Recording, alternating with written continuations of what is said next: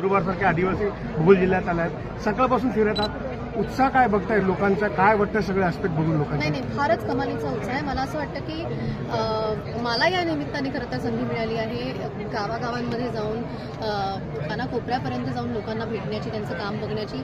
आतापर्यंत मला असं वाटत होतं हा विकास काम होत आहे म्हणतायत, पण ते खरंच होत आहे का? तळागाळातल्या लोकांपर्यंत विकास कामाचा त्यांच्यापर्यंत ते पोचतं आहे का, ज्यांच्यासाठी खरं तर आपण विकास काम करण्याचा प्रयत्न करतोय? तर खऱ्या अर्थाने काम पोचतं आहे हे आज प्रत्यक्ष रूपात जाऊन बघितल्यानंतर माझ्या लक्षात आलं. इतक्या लांब नंदुरबारच्या खेड्यांमध्ये मी कधीच आलेली नाही आहे, आज पहिल्यांदाच आले. इथली संस्कृती पाहिली. आजही आदिवासी पाडे आहेत, आदिवासी संस्कृती जपलेली आहे, आदिवासी खेळ पाहिले, नाच गाणी, पेहराव, वेशभूषा, खाद्यसंस्कृती, या सगळ्या गोष्टींमधनं आजही आदिवासी परंपरा नंदुरबारमधल्या वेगवेगळ्या गावांमध्ये लोकांनी जपलेली आहे. त्याशिवाय प्रगतीसाठी, विकासासाठी असलेल्या सगळ्या पावलांवरती ते उभे आहेत.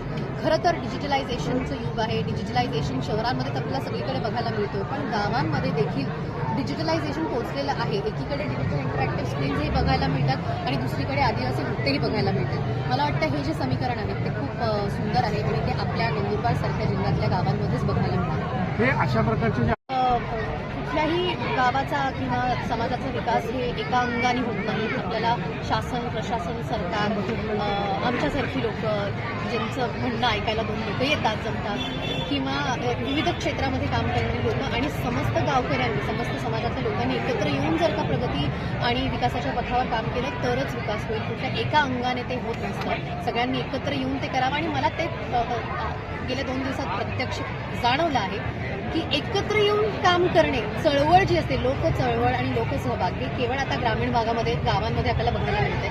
शहरांमध्ये लोक चळवळ म्हटली की फक्त इंस्टाग्राम आणि ट्विटरवरती लोकांनी एकत्र येऊन ट्रोलिंग किंवा जे काय असेल ते सोशल मीडिया पुरतं असतं, पण सोशल मीडियावर टाकून काही होत नाही. 4 लोक, 400 लोक, 4000 लोक त्याच्यावर फक्त बोलतात, बोलून काय होत नाही. प्रत्यक्ष ग्राउंड लेवलवर उतरून काम करावं लागतं आणि ते जे काम करावं लागतं ते ग्रामीण भागामध्येच होतं आहे आणि हे मला वाटतं प्रत्येक गावाची